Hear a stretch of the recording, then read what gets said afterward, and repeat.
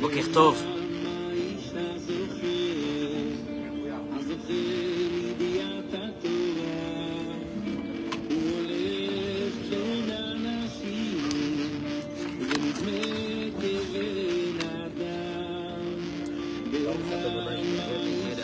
שהכל נהיה בדברו.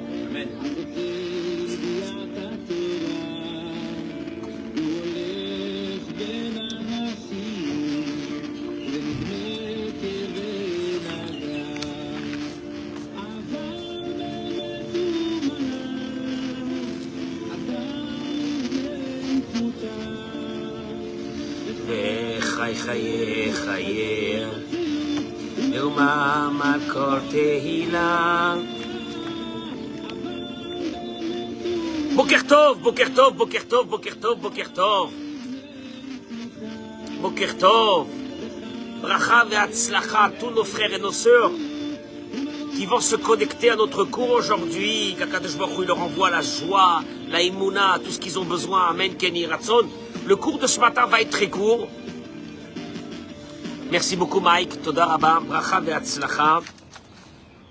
Je dédie d'abord ce cours au Rav Gavriel Aryeh Ben Rabbi Avraham Mordechai Saadia et à sa femme Chana Bat Chava Gez. שהקדוש ברוך הוא ישלח להם ברכה והצלחה בעזרת השם. בוקר טוב d'être là ce matin après un beau Purim que nous avons passé. L'été est arrivé, comme vous voyez. Ne brûlez pas au soleil. Je ne vais pas être long aujourd'hui. L'Ailou Nishmat, Aimé, Biba, Bat Fibi, l'Ailou Nishmata, Madame Béros, pour ceux qui l'ont connue à Paris, la femme de Michel Béros. Zecher Tzadik Livracha. Son fils est avec nous. Je leur dédie ce cours de Torah parce que on les a tellement aimés, ces personnes. Regardez, elles s'appellent Aimées. On les a tellement aimés, ces gens-là, ces personnes-là. Ils nous ont laissé une trace indélébile dans le monde. Une trace indélébile dans le monde. Pachout, quand tu vois des gens qui ont des midot tovot, des bonnes actions, c'est ce qui reste. Après 120 ans, c'est ce qui reste. On n'a jamais dit sur quelqu'un, il était intelligent, il était riche. On dira sur quelqu'un, il était gentil, il a fait du chesed, il était bon. C'est ce qui reste de la personne, rien d'autre. Ce matin, j'aurais voulu vous donner un petit message ce matin. Qu'un être humain, a un pouvoir de sanctifier la matière, de devenir quelqu'un de saint, de devenir quelqu'un qui va faire rentrer Dieu dans sa maison.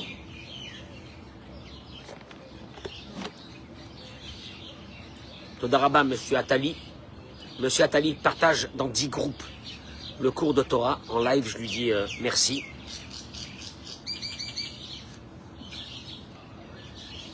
On vit dans une époque.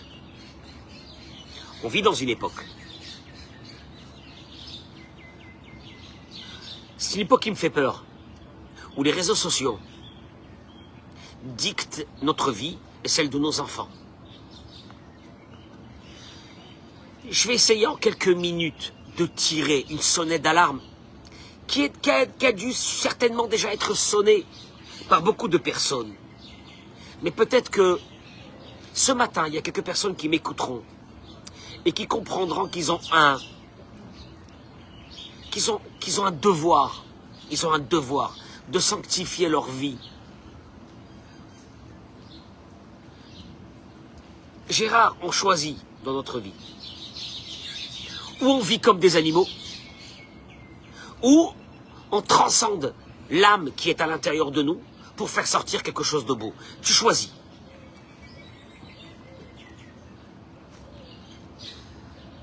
À travers un message de la paracha de cette semaine que nous allons lire, qui est la paracha de Vayakhel.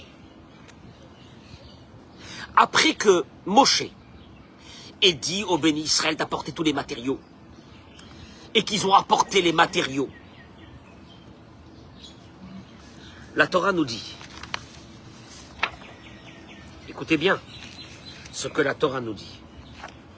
Vayavou à anashim al anashim. Bon, la traduction ici, elle correspond à une traduction textuelle. Sont venus les hommes et les femmes.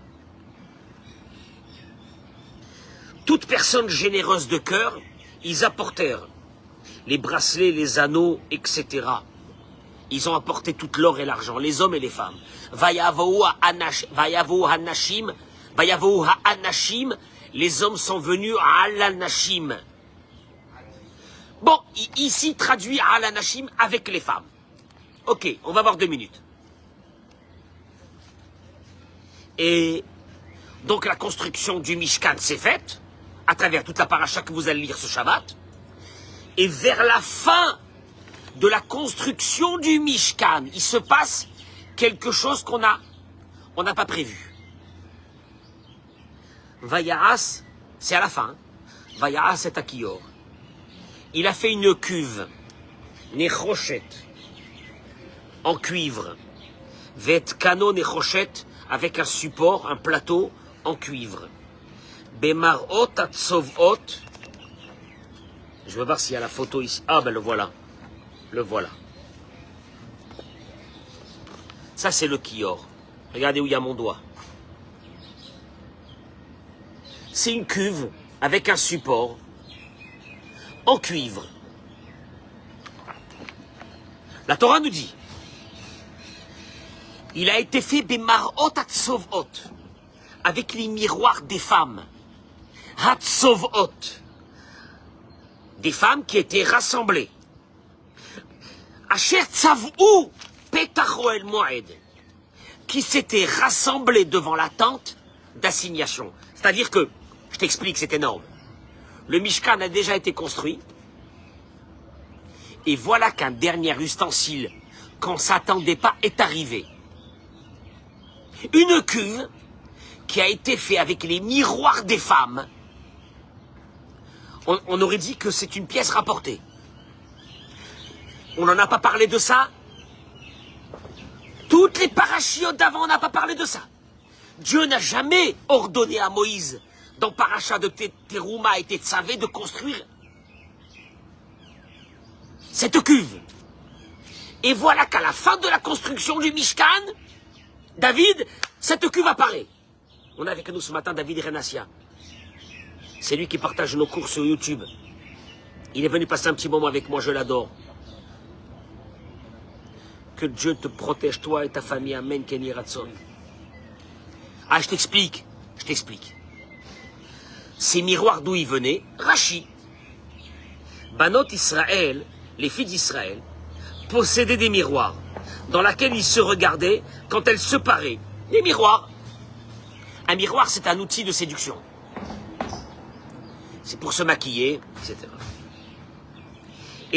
Et même ces miroirs, elles ne se sont pas retenues de les apporter en offrande au tabernacle. Mais Moshe les rejetait, parce qu'elles étaient faites pour le mauvais penchant. D'après Moshe, on va le voir, ces miroirs représentaient quoi? Des miroirs. C'est le désir, c'est attiser le désir. Amarlo Akadosh Baruch Hu, Dieu lui a dit, Kabel, reçois-les, qui est Chavivim alay, car ceux-là sont pour moi plus chers, minakol, que tous les autres objets précieux. Je n'ai pas compris. Il y a des gens qui ont emmené de l'or, des diamants, des pierres précieuses. Dieu, il a dit, reçois-les. Mon cher Rabbeinu, il va tiquer. Il n'est pas content. On va le voir. Prends-les. Parce que grâce à ces miroirs, ces femmes ont établi, non dit des marot. Comment on appelait dans la Torah? Des miroirs, atzovot, que les femmes avaient rassemblés. Mais le mot tzovot a le même connotation dans la Torah que le mot tsevakot. Elles ont, grâce à ces miroirs, elles ont formé des armées pour Dieu. Tsava, tsevaot. Je n'ai pas compris. Quelles armées elles ont? Et il te dit, au moment le plus bas du peuple d'Israël, où nos ancêtres étaient fatigués par le travail de l'Égypte et qu'ils ne voyaient pas la fin. Et que pour eux, il n'y avait pas d'espoir. Ils n'avaient plus envie d'avoir des enfants. Vous vous rendez compte de ce que je suis en train de dire? Ils n'avaient plus envie d'avoir des enfants. Ces femmes venaient, c'est les mots du Rashi, hein. Elles venaient dans les champs, dans les chantiers. Elles donnaient à manger à leur mari. Elles prenaient les miroirs. Elles se regardaient avec son mari dans le miroir et le séduisaient. Avec des paroles en disant « Je suis plus belle que toi ». Par cela, elles amenaient leur mari à les désirer. Je traduis mot à mot du Rashi, hein. Elles avaient des relations avec les maris, elles devenaient enceintes et donnaient naissance. J'explique, hein. On n'aurait pas dû être là aujourd'hui. Aujourd'hui, Israël, Tel Aviv, on n'aurait pas dû être là. On aurait dû disparaître. Comme toutes les civilisations qui ont été asservies, on aurait dû disparaître. Et il y a eu la gente féminine, qui, elle, on ne sait pas d'où sortent ces forces de ces femmes. Elles venaient voir leur mari dans les champs. Maintenant, le mari, il restait plus rien de lui, un camp de la mort. Elles le séduisaient, leur mari, à travers ses miroirs, pour avoir des enfants, pour ne pas que le peuple d'Israël disparaisse. Akadosh Baruch Hu, il dit, ces miroirs-là, je les veux. Tu vas en faire une cuve. Cette cuve permettra aux Kohanim, on va le voir, qu'avant de rentrer dans le temple, de se laver les pieds et les mains. On va comprendre dans 2 minutes qu'est-ce que c'est. Mais pas seulement ça. L'eau qui aura à l'intérieur, le jour où un homme soupçonnera sa femme d'adultère, mais que, en vérité, c'est pas vrai. Il n'y a rien eu. Mais il ne peut pas continuer à vivre avec elle avec un soupçon. On l'amènera boire cette eau, elle va boire cette eau, et elle retournera vivre avec son mari tranquillement. Mais c'est énorme. C'est énorme. Des miroirs qui sont faits pour la séduction vont devenir des objets les plus forts de ce temple. Écoutez-moi bien. Après, vous allez vous reposer parce que je ne suis pas là pendant 2 jours. Je vais aller me reposer moi aussi un peu. Rabbeinu Bachye à la Torah. Rabbeinu Bechaye à la Torah. Rabbeinu Bechaye à la Torah. Il dit une chose extraordinaire. Il dit Vayavo anashim anashim. Quand il est écrit dans le verset qui sont venus, les hommes sur les femmes, al anashim, sur les femmes, pas avec les femmes. Il dit Rabbeinu Bechaye. Kilachon al anashim yoré, le langage de al, il veut dire Ki anashim ba'u techila. Les premiers qui sont venus donner les dons au Beth Amikdash, c'était les femmes, il dit Rabbeinu Bechaye. Et les hommes sont venus après les femmes. Le mot al anashim, c'est pas et avec les femmes, mais sur les femmes. C'est-à-dire que les femmes sont venues en première et elles ont donné leurs dons. On parle de l'or et de l'argent, etc. Il continue, Rabbeinu Bechaye, il dit Uberega shenitna mitzvat nidvat amishkan. David, une chose extraordinaire. Bon, après, tout le monde est venu à donner ils ont donné des dons. Il y a eu qu'à un moment donné, Moshe a dit aux Juifs, arrêtez d'apporter des dons. C'est le rêve de tout Gabaï dans la synagogue, c'est de dire un jour aux gens, arrêtez. Il y a trop. On n'en peut plus. Bon. Il est arrivé ce moment. Les femmes sont venues pour donner encore leurs objets en or. Il dit Rabbeinu Bechaye. Alors que, il ramène Rabbeinu Bechaye. Une chose extraordinaire. C'est que ces femmes, quand elles sont venues donner leurs bijoux, on sait, il dit Rabbeinu Bechaye, que la nature de la femme,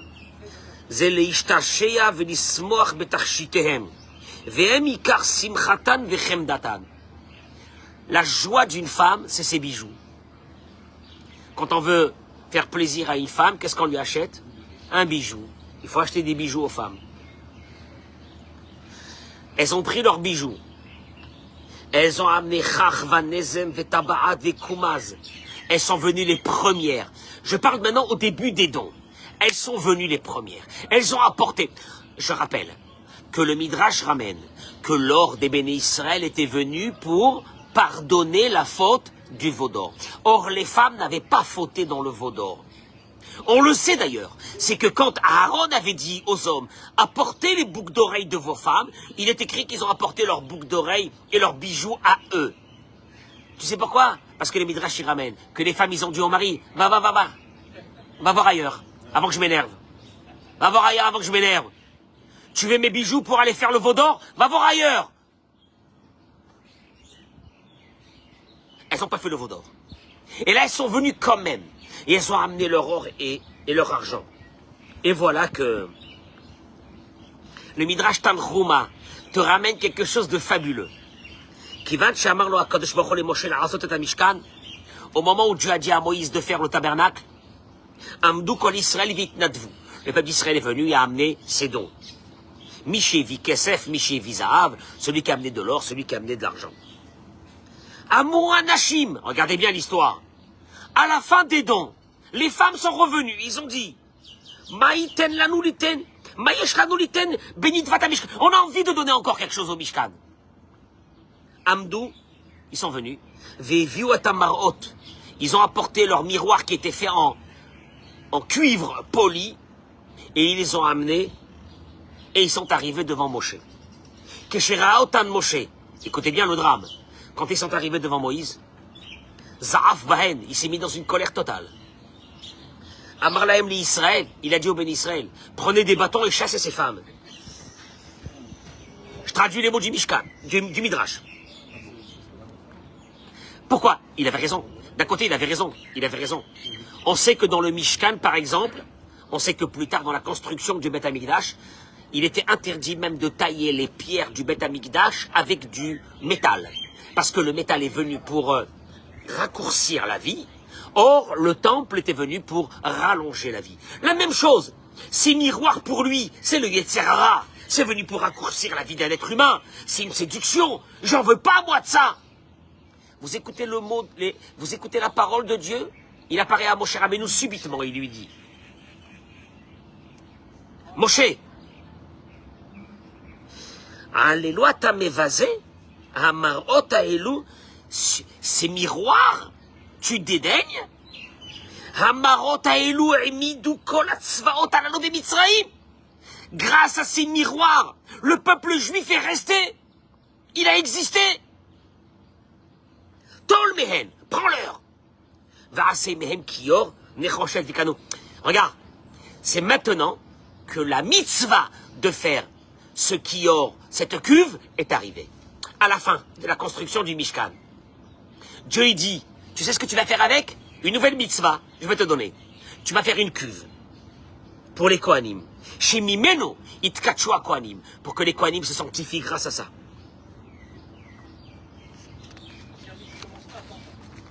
Hein? 2 minutes. 2 minutes. Je vais te dire une chose. Parce qu'elle est énorme. Cette chose est ramenée par l'un de mes grands maîtres, que j'ai eu le mérite.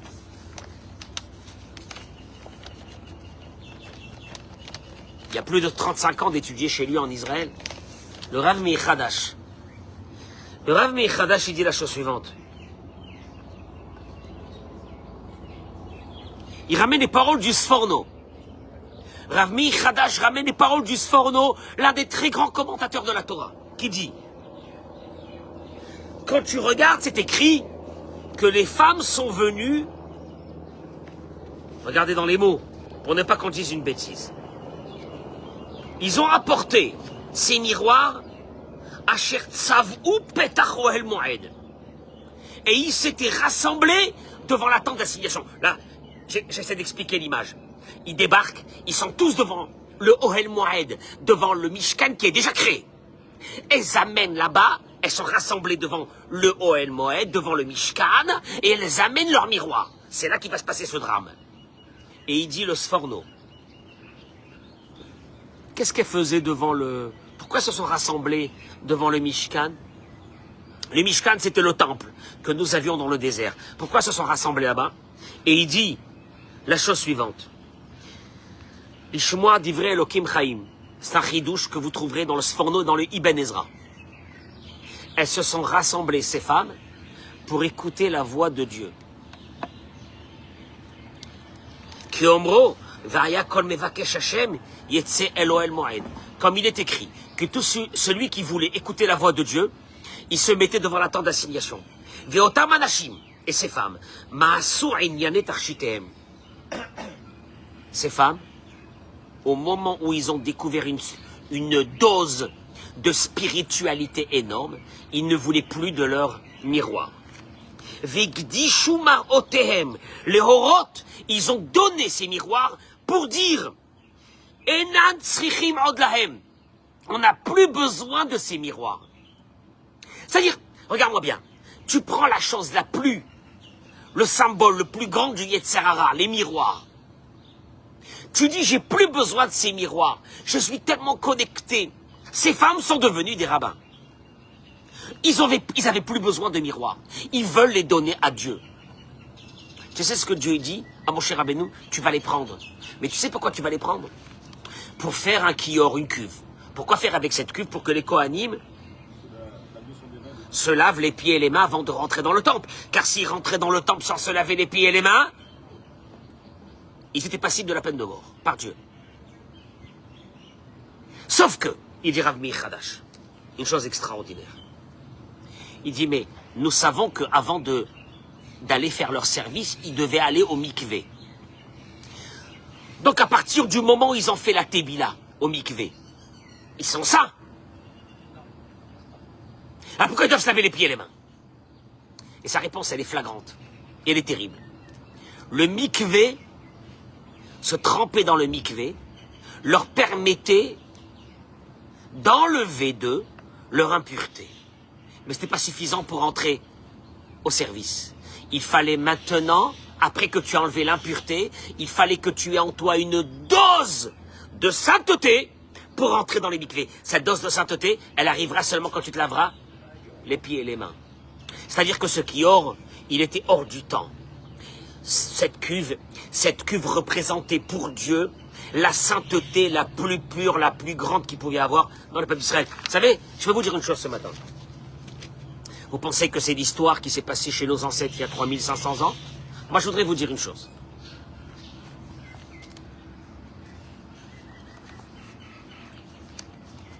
Chez nous, dans le peuple d'Israël, et je voudrais m'adresser aux dames, aux femmes, aux mères, aux filles. Dans le peuple d'Israël, quand on a parlé de cette histoire qui s'appelle la tsniout, qui pour nous, ça a l'air une connotation de, je sais pas, de s'habiller comme une religieuse. Moi, je voudrais vous dire une chose. D'abord, simplement, c'est que dans le Sefer Mitzvot Katan, qui a été écrit au XIIIe siècle, par le Rav Yitzhak de Korbil, qui était, je crois, un Baal Tosfot, il dit une chose fondamentale. Il dit que la tsniout, chez la femme, fait partie des mitzvot de la Torah qu'elle a une obligation d'avoir. Et il ramène le verset qui dit Ve'aya machanecha kadosh. Dieu il te dit, regarde-moi bien, tu veux que je sois avec toi dans ta maison? Il faut que ta maison soit sainte. Que mitzvah zo shel hatzniut et mitzvah tumidit, il dit. Shena poseket rega. C'est une mitzvah continuelle pour la femme. Qui ne s'arrête pas un instant. Et il ramène ici le Rav, il dit Zele ma'aseh ha'osher ha'gadol shel kol isha yirat Hashem sheyechol ha'liskot bechol shnia o shnia shel kol ha'esrim ve'arba sha'ot.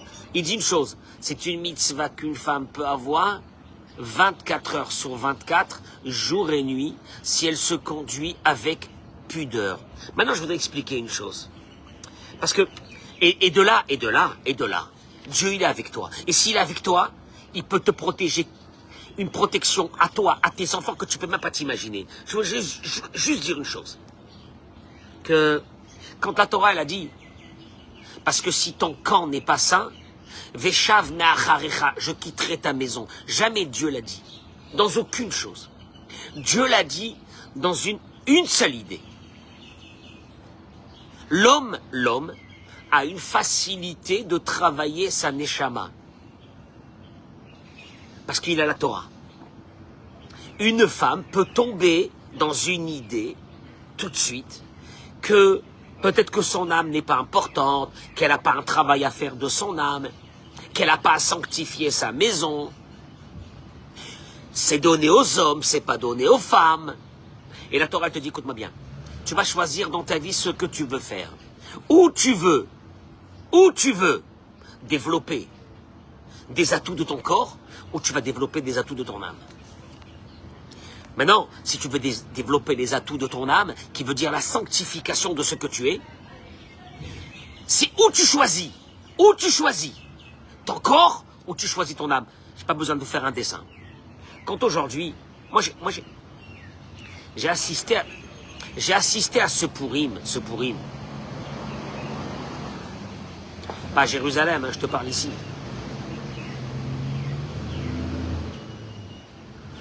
Parce qu'on a eu la libération féminine, l'émancipation de la femme, la liberté de la femme. Tu es d'accord avec moi ou non?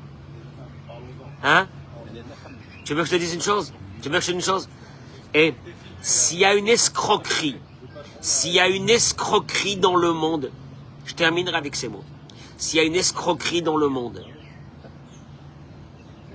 que le féminisme a apporté, c'est cette pseudo-libération de la femme. Je vais t'expliquer pourquoi. Parce qu'aujourd'hui,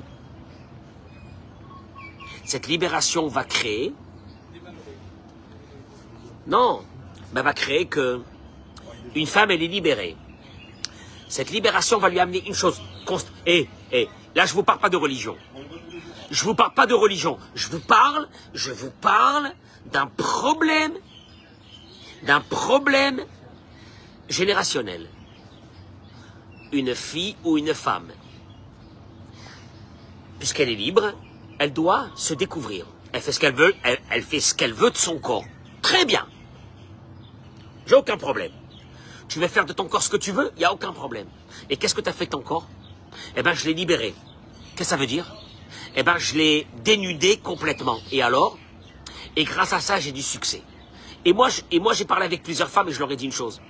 Vous vous rendez pas compte que vous êtes devenu simplement un morceau de viande? La preuve, tu déballes pas la viande, t'as pas de succès. J'ai l'impression d'être chez un boucher. Écoutez-moi bien ce que je vous dis. Il déballe la viande, les beaux morceaux.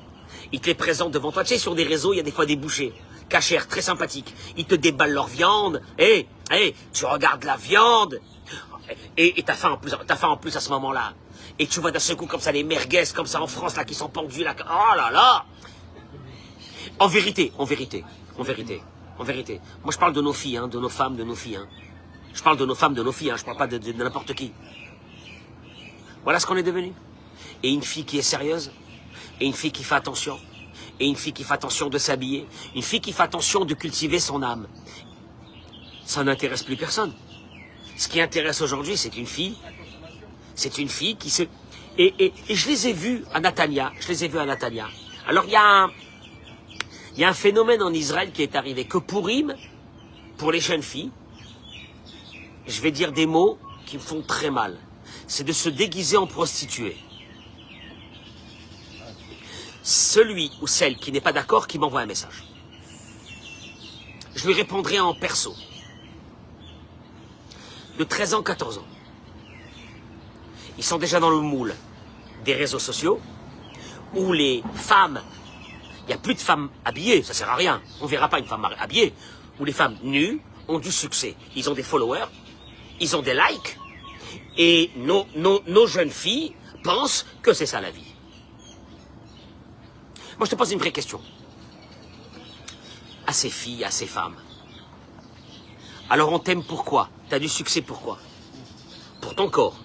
C'est-à-dire, en vérité, tu assumes que tu es un objet de consommation, ni plus ni moins. Sauf que, après qu'on est rassasié dans la consommation, on dégueule. On dégueule. Non, on dégueule. Il faut dire les mots, parce que c'est important. Parce qu'il y a beaucoup de filles qui me disent, je comprends pas, je suis marié, ça fait 6 mois, on était en mode love, on était en mode machin, il m'aime plus. Bah ouais. Il a mangé. Ah, il en peut plus. Donc maintenant, il va aller chercher un autre morceau de viande. Écoutez-moi bien ce que je vous dis. Quand ces mères, parce que j'ai vu des mères fières de voir leurs filles, j'ai vu, j'observe, nues, Et tous les garçons autour, et la maman était fière. Et elle disait, ma fille, elle a du succès. Ta fille, c'est un steak. Maintenant, je t'explique. Le garçon qui la mangera, il mangera et il dégueulera. Ça fait mal, hein, d'écouter ça. Mais ça, c'est la normalité. Ce que je vous dis. Le monde... Ah, mais monsieur le rabbin, vous comprenez pas, on est rentré dans un monde moderne aujourd'hui, etc. Dans le monde moderne, moi, je le reçois 1 an après, quand ces couples m'appellent, parce que le steak est devenu enceinte, donc il est plus attractif comme avant, et ils viennent me dire qu'ils veulent divorcer.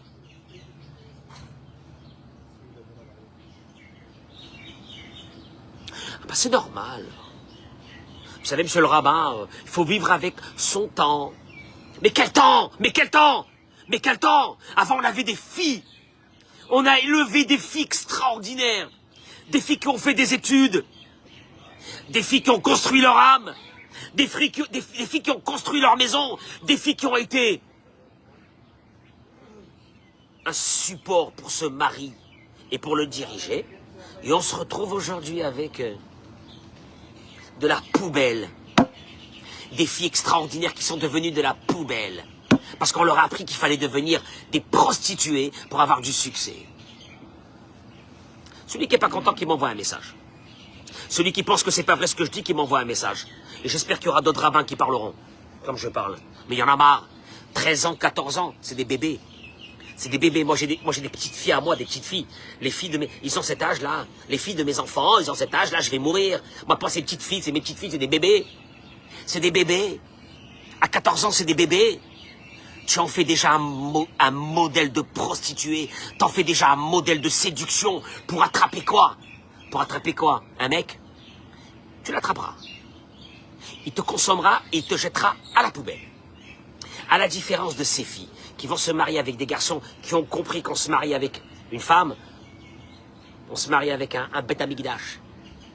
Elles ont une puissance atomique que nous, on n'a pas les hommes. De prendre de la matière, de prendre une maison. Et j'adore quand je vois des maris, que leur femme, elle les tient comme ça. On est tous là. Et on est tous là. Gérard, mon chéri, amen, amen. Mais ouais.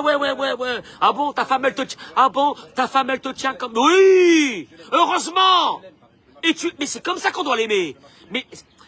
écoute-moi bien, ce sont, et voilà des... Et puis t'as aujourd'hui, celles qui sont là, 12, 13 ans, 14 ans, elles vivent avec leur téléphone, elles se font des TikTok, elles ont des likes,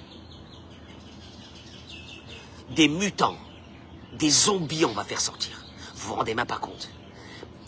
Soyez fiers que vos filles, tous les garçons traînent autour d'elles, soyez fiers.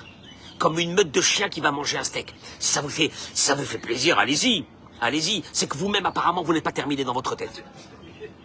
C'est que vous-même, vous devez retourner dans le ventre de votre maman, oui, les mères et les pères là, ici, et de recommencer votre vie, parce que vous n'avez rien compris dans votre vie, parce que vous pensez que...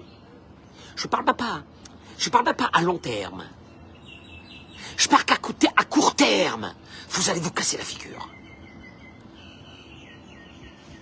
Quand on voit, nous, nos mères dans la Torah, j'ai envie de pleurer. Elles sont venues avec... Et Dieu, il a dit, mais prends ces miroirs. Prends, c'est pour moi la plus belle chose. Ce sont des femmes qui ont décidé. Ce sont des femmes qui ont décidé de construire la vie. Regardez les malheureuses. Les voilà, elles sont là, dans la salle de sport, en train de courir. Tu sais pourquoi? Ben, si elles sont pas au top de leur corps, leur mari ira voir. Quelle angoisse de vivre dans une société pareille. On sait que les femmes sont obligées d'être au top de leur sport. Combien de temps elles vont être au top? Combien de temps? Tu vieillis pas? Combien de temps? Et quand tu vas vieillir, qu'est-ce qui va se passer? Ben, il ira chercher une jeune. Voilà la société actuelle où on est. Ça, c'est une société? Je vous plains. Si c'est ça votre monde, jamais j'ouvrirai la porte de ce monde. Il ne m'intéresse pas votre monde. Je vous remercie. Je vous souhaite une belle journée. Amen.